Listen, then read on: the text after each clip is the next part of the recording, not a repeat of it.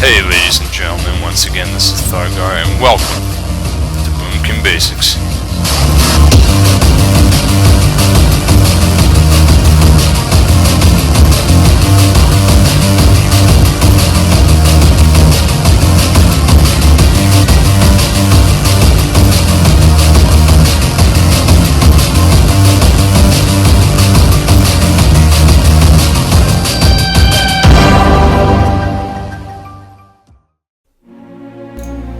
Hey guys, welcome back to another tutorial, and this time, we're not messing around.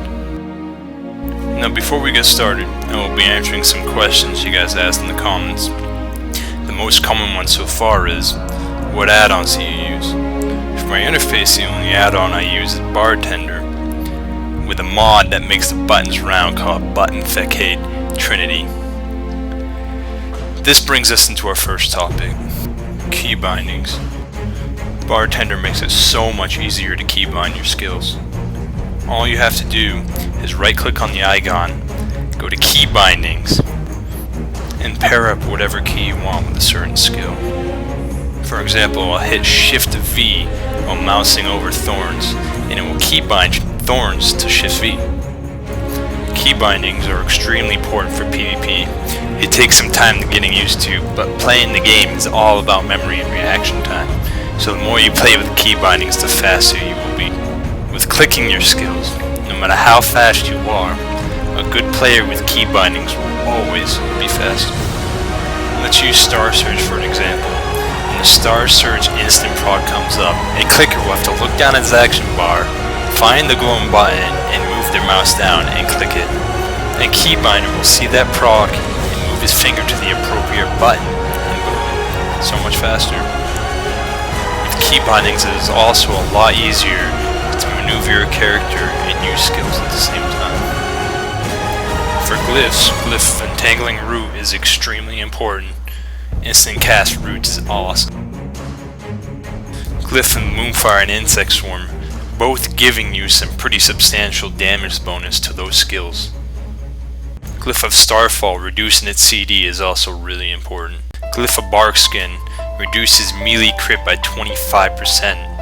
I tested this glyph against a rogue. I want to show you guys the result.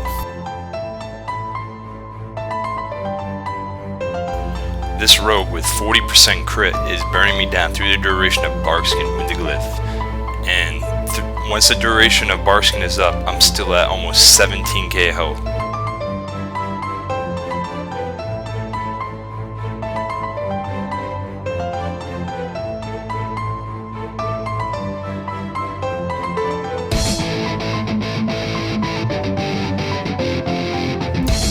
Now I don't have the glyph, and when Barkskin is done, I am at almost 13k health.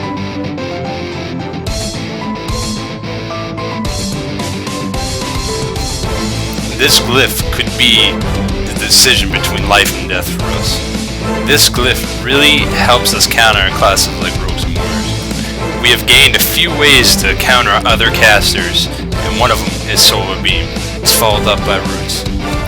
Not only is it an AoE silence, it is also an interrupt, and if a caster is casting something at the time, it locks them out of that school for 4 seconds. Next, we have Typhoon, which is very unpredictable and is delayed, and sometimes it doesn't show the animation, as you can see right there.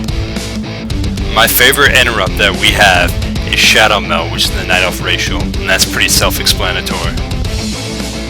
Next, we have Skull Bash, and this came with the patch, and it takes a little while to master. Details on Bear Form and Skull Bash will be in my next video, Advanced Boomkin PvP Tactics. For gems, you want Intellect. Intellect now gives spell power and crit, as well as mana. For yellow sockets, if you want to put 12 Intellect, 10 haste in there, go ahead, but that really is only worth it if you're getting haste from other gear as well. For spell penetration, I find that 85 spell penetration does a trick against most classes.